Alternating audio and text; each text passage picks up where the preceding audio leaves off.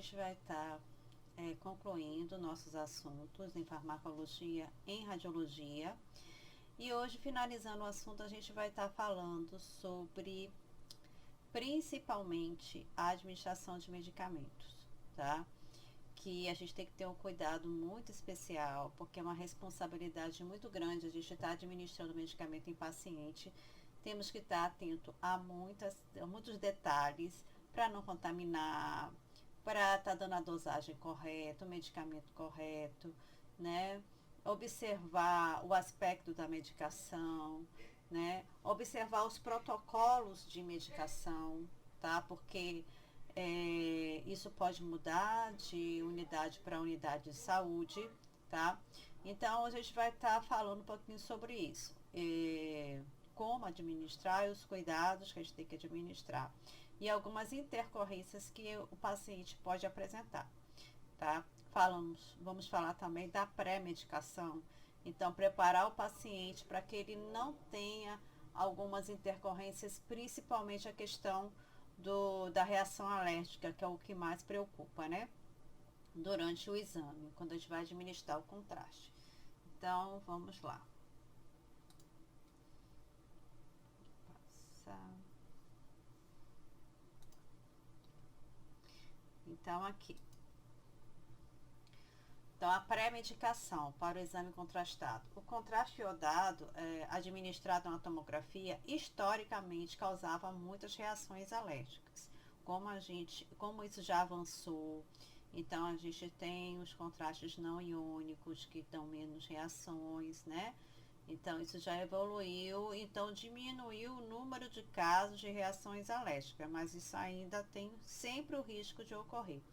A reação alérgica ela pode ocorrer em qualquer momento. Mesmo para que a gente vá realizar o exame em um paciente que nunca teve nenhum histórico de reação alérgica, em um dado momento ele pode apresentar, certo? Então, essas reações, quando a gente vai administrar um contraste, a gente tem que estar sempre atento, tá? E sempre pronto para qualquer intercorrência.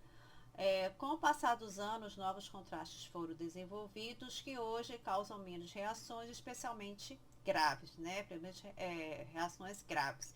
A mais grave foi a pesquisa que eu pedi para vocês fazerem, que é o choque anafilático. O choque anafilático, se não for atendido imediatamente, né? Se não tiver uma boa intervenção, imediatamente, muitas vezes pode levar o paciente a óbito, certo? Então, por isso que é o mais grave que pode ocorrer com relação à reação alérgica. A partir do avanço de estudos que definiram reais indicações de uso de uma pré-medicação para prevenir uma reação de contraste. Então, além de ter melhorado, né, os contrastes, hoje em dia a gente pode tratar o paciente antes que ele tenha reação alérgica. Então, a gente pode realizar uma profilaxia, tá? Então, seria uma intervenção para que ele não apresente a reação alérgica.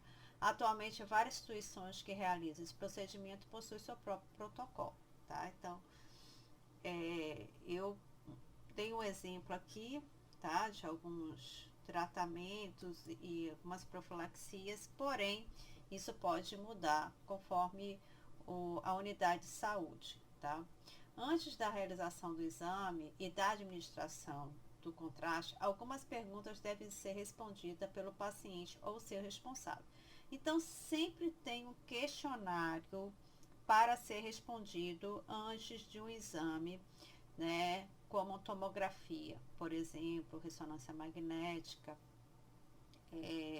Então, esses tipos de exames, eles sempre vão ter um questionário, porque mesmo que na prescrição médica não tenha colocado o exame com contraste, pode haver necessidade de, durante o exame, se utilizar o contraste, né? O médico, o radiologista vai observar e vai assim, não, esse exame, para realmente o médico ter um resultado, né, eficiente para diagnóstico, vai necessitar de um contraste, porque dessa forma não está visualizando o órgão, né, devidamente. Então, necessita de contraste. Então, pode ser que durante o exame se defina utilizar o contraste, tá? História de reações alérgicas. Então, se o paciente já teve algum histórico de reação alérgica a contraste, em 90% dos casos, sintomas aparecem dentro de meia hora após a administração do contraste. Aí a gente vai ver que pode ser de sintomas mais leves a sintomas mais graves. Questionar se já realizou algum exame, que às vezes o paciente não lembra. Se o paciente já realizou algum exame de tomografia que utiliza contraste iodado, como angiografia, venografia, urografia e escritura, certo? Ajudar o paciente a lembrar, que o paciente nem sempre pode lembrar, né? Se já teve alguma reação, se já realizou algum tipo de contraste. Que tipo de reação o paciente apresentou? Então, já realizou? Já apresentou alguma reação? Já. Que tipo de reação? Isso também é importante. Por quê? Vocês vão ver aqui. Porque se ele apresentou alguma reação leve até moderada, é bom persistir no exame, tá? Então, dá para arriscar. Agora, se o paciente já apresentou uma reação muito grave, aí esse exame deve ser contrastado, deve ser evitado. A não ser que seja por uma situação, haja uma necessidade muito grande da realização desse exame, certo? E aí vão se tomar todas as providências, medicar esse paciente vai ficar monitorizado, né, em observação o tempo todo, né, 24 horas, antes, durante e após o exame, porque o risco dele ter uma reação grave é grande, tá? Então, isso aí quem vai avaliar se vai ou não realizar o exame, mesmo com esse histórico, será o médico, tá? Então, que eu falei, deve-se avaliar o risco-benefício para o paciente. Espirros súbitos, náuseas, vômitos, erupção da pele, edema cutâneo e prurido. Então, isso aí são sintomas mais leves, tá? O contraste pode ser administrado segundo uma pré-medicação. Então, se o paciente já apresentou algum desses sintomas, possa ser que o paciente ele pode apresentar. Eu não li a letra A, né? Então, se o paciente apresentar dispneia, edema de faringe, crise de asma, hipotensão e choque, nesses casos o meio de contraste não deve ser realizado, a não ser que seja absolutamente necessário. Então, o que eu falei, dos casos mais graves, tá? A não ser que o médico veja que há uma necessidade muito grande, aí realiza. E quando o paciente apresenta um sintoma mais leve, aí ele pode realizar o exame com mais segurança, administrando a pré-medicação. Não contraindica, tá? Apenas o paciente vai precisar utilizar já os medicamentos, que são os medicamentos que ele vai tomar se apresentar alguma reação no momento, tá? Mas paciente que nunca apresentou nenhuma reação alérgica, ele não vai tomar a pré-medicação. Mas se ele apresentar, ele vai tomar esses mesmos medicamentos do pré-medicamento, que são o quê? São os antialérgicos e os corticoides, tá?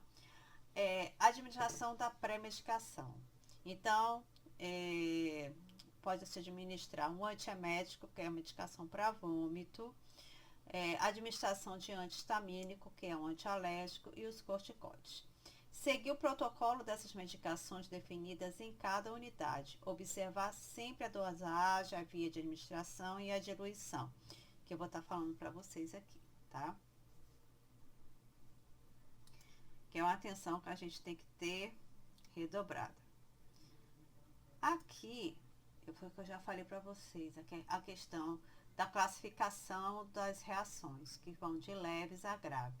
Então, as leves, o paciente pode apresentar uma tosse, um prurido, uma congestão nasal, tá?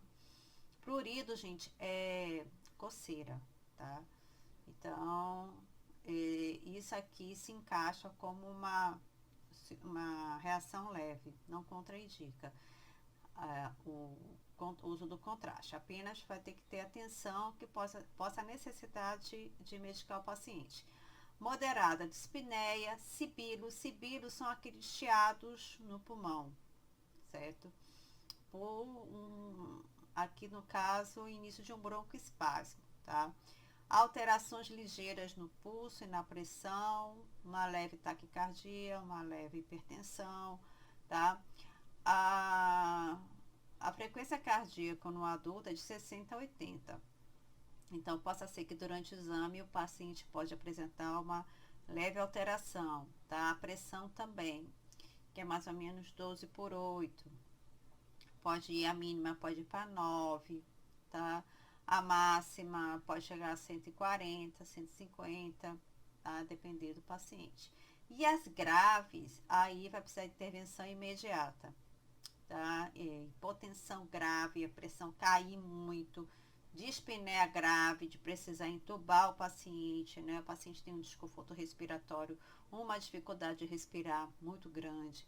Edema de glote é gravíssimo, porque se a glote ela apresenta o edema, ela vai obstruir as vias aéreas, o paciente não vai conseguir respirar. Então, edema de glote é algo muito sério.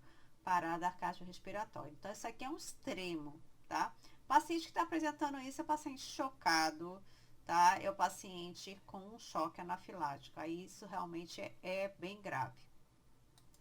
É por isso que eu vou falar aqui daqui a pouco, todo o serviço de bioimagem, ele tem que ter um carro de emergência todo equipado, tá?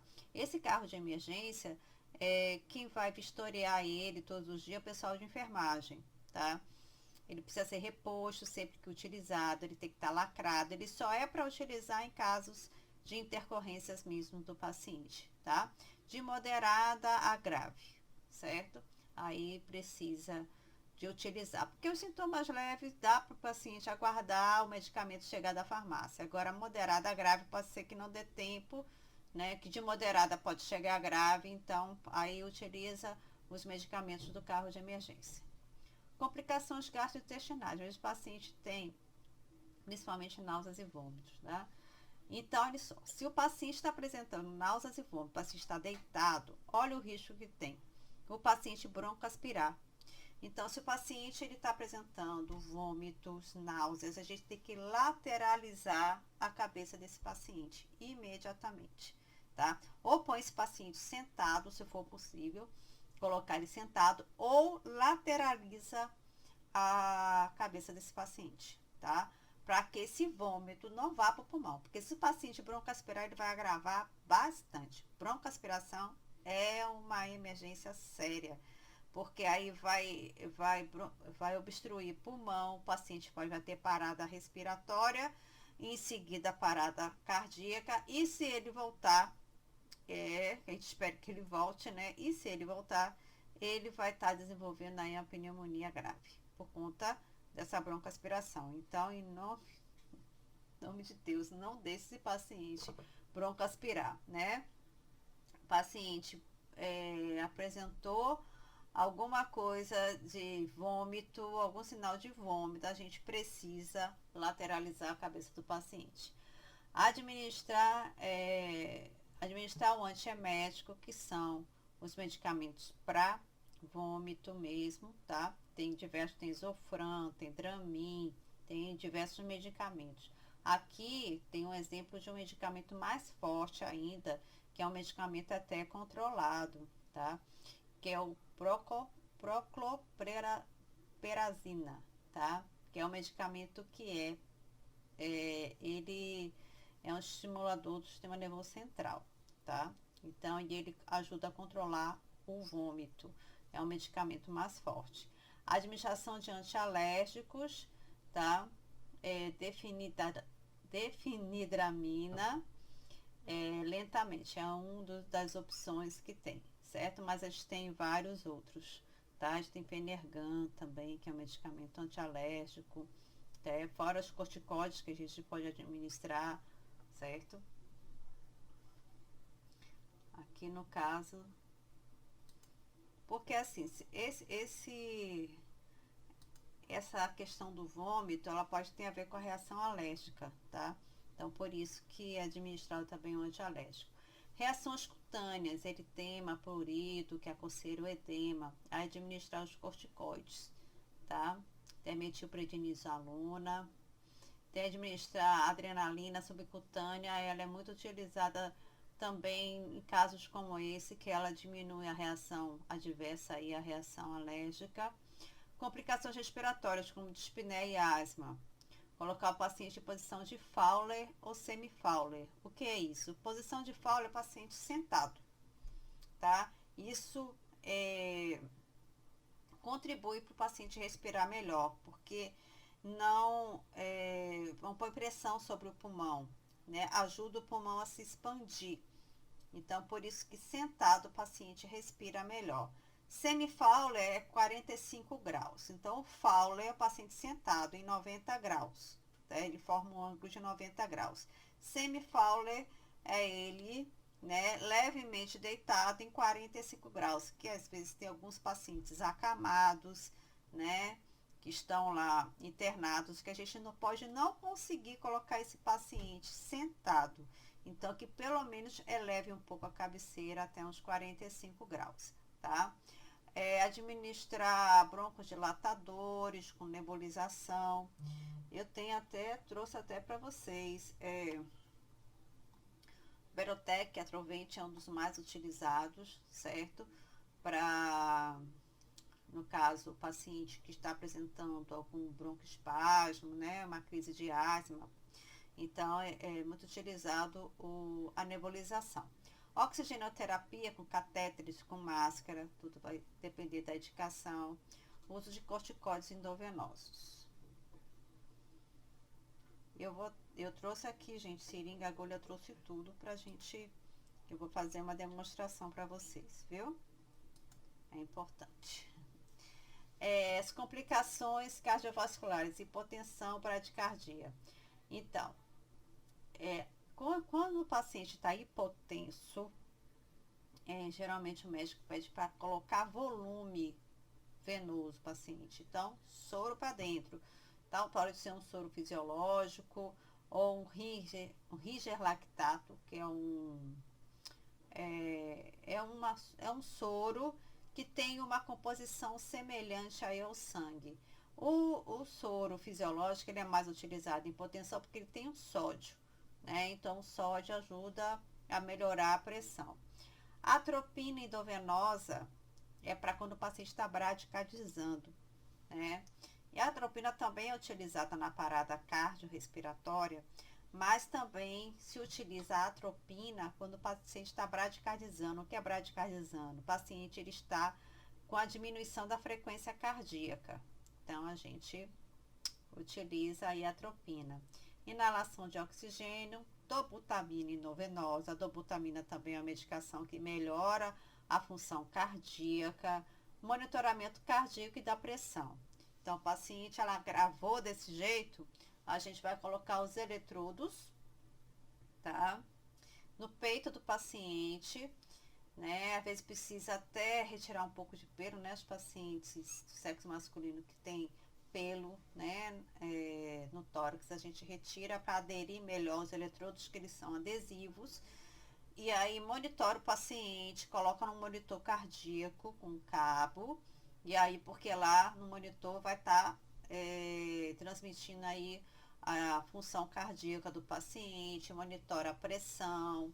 Oxímetro de pulso é muito importante, a gente já ouviu falar muito nesse oxímetro de pulso, né, que põe no dedo para poder o quê? Para medir a concentração de oxigênio no sangue, tá? Que deve estar, né, o normal entre 98 a 100. Começar a diminuir isso é porque esse paciente ele está com falta de oxigênio, tá? Porque o sangue ele faz o quê? O sangue depois ele tem a circulação, né? Que ele passa, o sangue venoso passa pelo átrio direito, ventrículo direito, vai para as artérias pulmonares fazer a troca gasosa nos pulmões. Então, nos pulmões, o sangue venoso se transforma em sangue arterial. Porque quando a gente expira, põe o ar para fora, a gente está eliminando o gás carbônico do nosso corpo. quando a gente inspira, a gente absorve o oxigênio do ar. E isso ocorre lá no pulmão, nos alvéolos, nas extremidades pulmonares, tá? E o sangue está passando ali pelos alvéolos, então realiza essa troca gasosa, tá? E essa troca gasosa transforma o sangue venoso em sangue arterial. O sangue arterial, depois que ele é transformado em sangue arterial, ele retorna para é, o coração e dali ele é distribuído por todo o corpo, tá? Então, esse oxímetro de pulso, ele serve para medir a concentração de oxigênio no nosso corpo, tá? Então, o paciente quando está grave, paciente é como se for, é o paciente de UTI, né? Ele vai precisar ficar todo monitorizado, tá? Então, assim, como eu falei para vocês, as unidades, tá? As unidades de saúde, principalmente as hospitalares, quase todas precisam ter ali um carro de emergência, tá? Porque tem paciente internado, então pode apresentar intercorrências. Então, necessita ter um carro de emergência, tá? Então, é um espaço que deve conter de forma sequenciada todos os materiais e equipamentos necessários para urgência e emergência, como os medicamentos, adrenalina, atropina, Lasix, tá? A adrenalina e atropina, a adrenalina eu já falei, né? Ela tanto serve como estimulador do coração, tanto a adrenalina como a atropina, né? É usado na parada, como a adrenalina também é utilizada em caso de reações alérgicas. A atropina também é utilizada na parada e é utilizada quando o paciente está baixo na frequência cardíaca. Lasix é um diurético, tá? Para fazer o paciente urinar. Diazepam, tá? É um medicamento, um calmante, certo? Utilizado no paciente que está em crise convulsiva.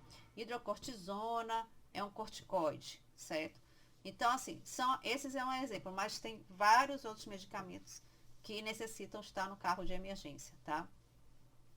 Glicose também, AS, né? Paciente que está exordia, o paciente que está infartando, utiliza esses medicamentos. Alguns medicamentos também para pressão alta. Então, assim, são diversos medicamentos. Esse padrão vai depender também da unidade de saúde, tá? Então, vai depender da especialidade e que setor ela se encontra.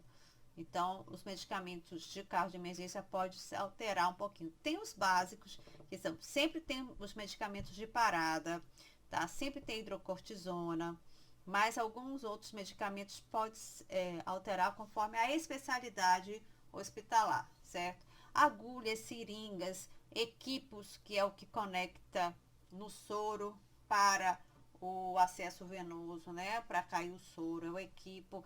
Gelco, scalps, catetes de oxigênio, sondas diversas, material para intubação, tá? O tubo orotraqueal, o laringoscópio, tá? Todo material para intubação. E o próximo. Aqui, ó, a foto do carro de emergência. Então, tem uma placa para reanimação. O que é isso? É uma placa mesmo, a tábua. Porque se o paciente está em parada cardiorrespiratória, você vai precisar reanimar o paciente, a gente tem que estar numa superfície rígida. E muitas vezes o paciente está no leito hospitalar, né? O leito é macio, o colchão é macio. Então, ele não vai fazer a pressão correta para a massagem cardíaca. Aí, o que precisa ter no carro de emergência? Uma tábua, né? Que é essa placa de reanimação, que coloca na região dorsal do paciente, nas costas do paciente, para que no momento que fizer a massagem cardíaca esteja ocorrendo ali a pressão ideal, certo? Para massagem. Desfibrilador, que é esse aparelhinho muito utilizado para os choques cardíacos, tá? Desfibrilador não é utilizado quando o coração está parado, é quando o paciente apresenta algumas arritmias, também não são todas, tá? Fibrilação atrial, atrial, que são e outros tipos de arritmia que o paciente pode apresentar, e aí que tem indicação de desfibrilar, não são todos os casos, tá? Então, quem vai definir isso é através da monitoração do paciente. O paciente vai estar monitorizado, teve parada, a gente vai monitorizar e o médico vai observar como é que está esse ritmo cardíaco. Se ele fibrilar, né, se tiver algum tipo de arritmia que tem indicação de desfibrilar, o médico vai utilizar, tá? Existe também o desfibrilador automático. Esse desfibrilador automático, ele vai fazer a leitura, né, do traçado do eletro do paciente, e aí ele vai identificar a necessidade de choque, e esses desfibriladores automáticos, eles avisam que vai desfibrilar, o paciente está apresentando a desfibrilação, e aí ele vai desfibrilar.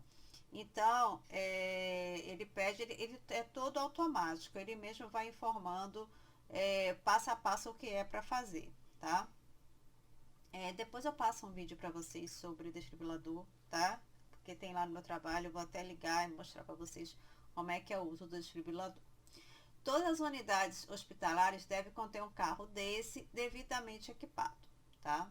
Então, esse carro, ele é extremamente importante por conta dos riscos, né, que o paciente pode apresentar no momento da realização de um exame. Eu estava falando para vocês que sobre a administração dos medicamentos, certo? E é uma responsabilidade do profissional de saúde que administra os medicamentos que a gente falou, que eu falei no início da aula, da importância que é dos cuidados que a gente precisa ter, tá? Ao administrar o medicamento. Então, eu ressaltei algumas coisas aqui nessa aula. Então, o profissional de saúde, ao preparar o medicamento para administrar em um paciente, deve estar atento aos cuidados desse procedimento para evitar erros e também para que não contamine o material, principalmente material esterilizado.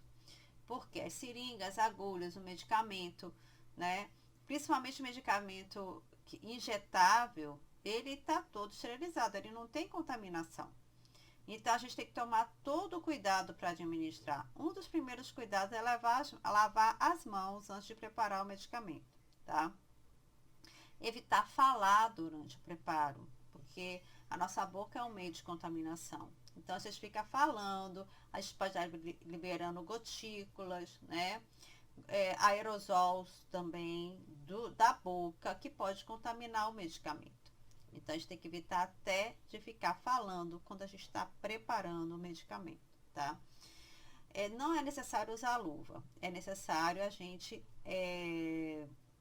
que aqui tá essa foto aqui com a luva, não é necessário luva, tá? Pode ser com um medicamento ou outro, pode-se utilizar a luva, mas no geral não. O importante é que a gente lave as mãos e quando a gente for preparar o medicamento, que medicamentos que a gente não contamine nada. Além de estar atento à dosagem, à via que vai ser administrado, são várias coisas. Então, eu coloquei para vocês aqui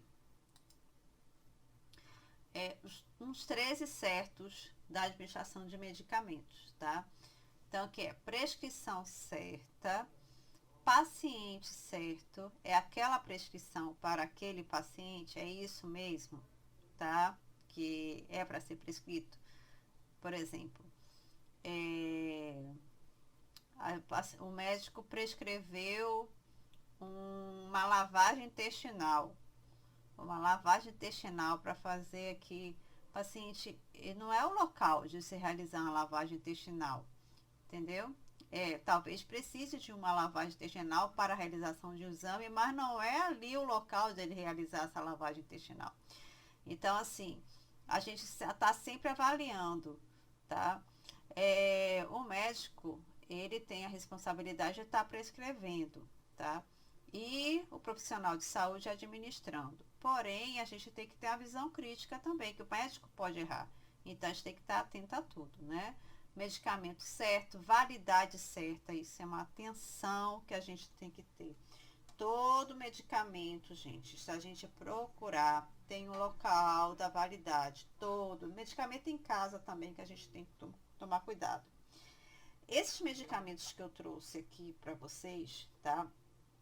São os medicamentos que estavam na caixa de emergência lá do posto que venceram. Por isso que eu tô com esses medicamentos aqui, que eu pedi esses medicamentos por conta das minhas aulas, só para fazer demonstração.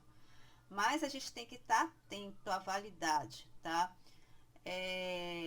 O carro de emergência, inclusive, tem uma lista, deve conter, né? Uma lista de todos os medicamentos com a validade, para estar sempre atento, porque às vezes está lá no carrinho, não utiliza e acaba vencendo. Então, é muito risco estar administrando medicamento vencido no paciente, tá certo?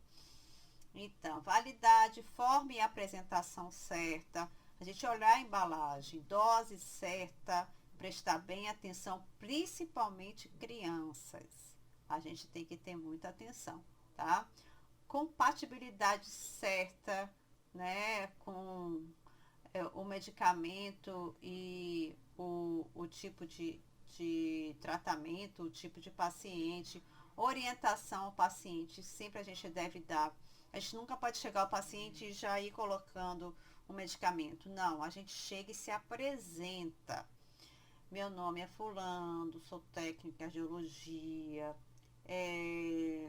o senhor vai apresentar, ou a senhora vai realizar um exame, é necessário o contraste, o médico já prescreveu e eu vou administrar agora, né? Você pode apresentar isso ou aquilo, a gente tem que informar qual é o medicamento que a gente está administrando e as reações, as possíveis reações que o paciente pode sentir durante a administração desse medicamento, tá?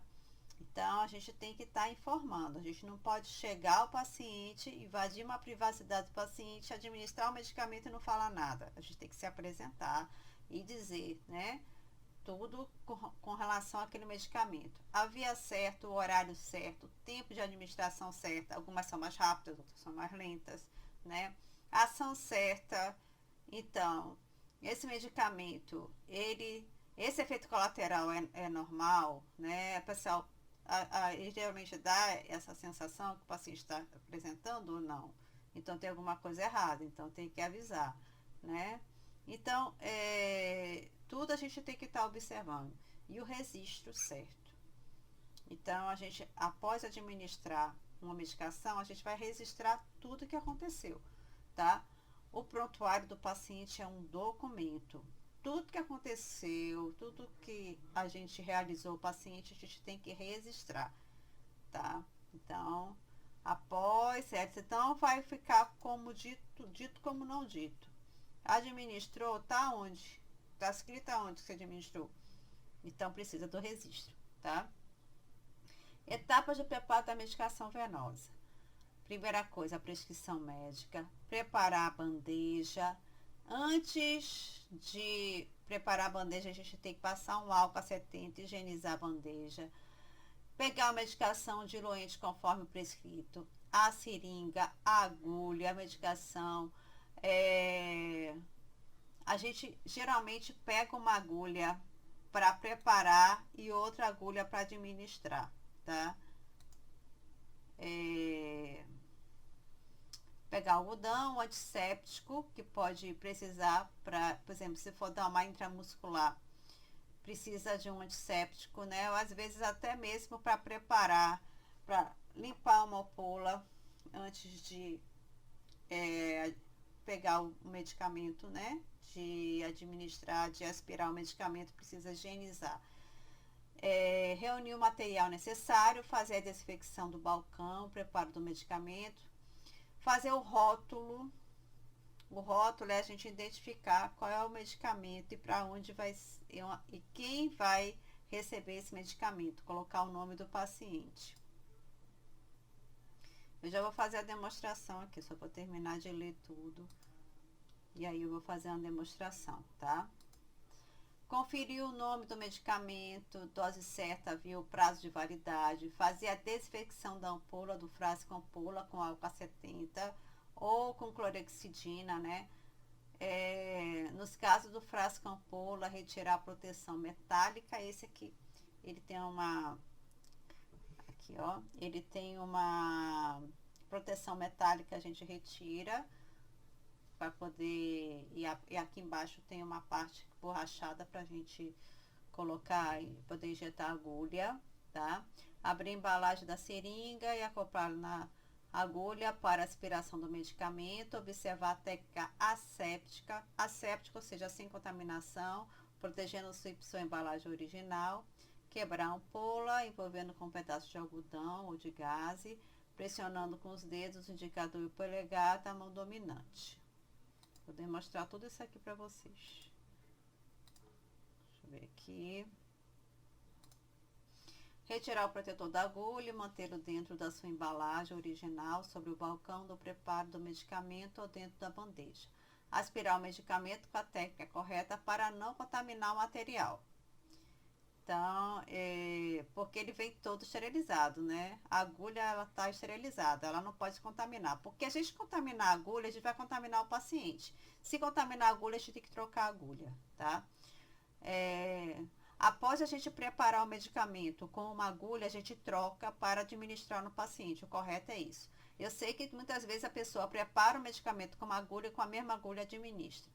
Mas o ideal é trocar a agulha, tá? Inclusive, a gente utiliza uma agulha mais calibrosa para aspirar, para preparar, e depois pega a agulha menor, né? Menos calibrosa para administrar a medicação no paciente.